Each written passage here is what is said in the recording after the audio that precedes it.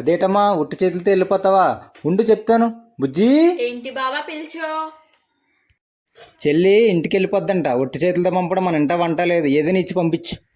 సరే బావా.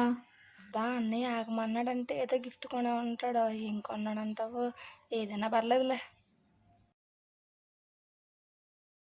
ఇదిగో జమిని, మా ఇంటికి వచ్చిన ఆడపిల్ల ఉట్టి చేతులతో వెళ్ళకూడదు. ఇదేంటోదినా చత్తిచ్చావు? నీ అన్నీ చెప్పాడు కదా ఉట్టి చేతులతో పంపించొద్దని. ఎలాగా వెళ్తున్నావు కదా దారిలో పాడి.